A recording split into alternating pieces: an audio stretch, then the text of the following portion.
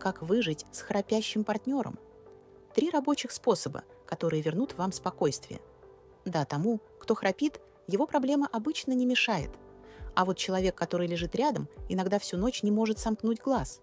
Даю 3 совета, что делать при храпе партнера. Первый.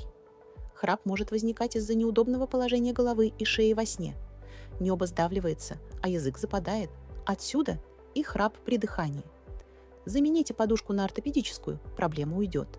Если подушка не помогает, а выспаться надо, используйте второй способ – беруши. Выбирайте мягкие, из силикона, они самые удобные, так как точно повторяют форму слухового прохода и почти не ощущаются в ухе. Вариант третий – радикальный. Нужно идти к врачу. Частый храп нельзя оставлять без внимания. При нем может возникать опасный синдром – кратковременные остановки дыхания во сне. Из-за этого мозг не получает достаточно кислорода и повышается давление. Воспользуйтесь этими советами и спите крепко.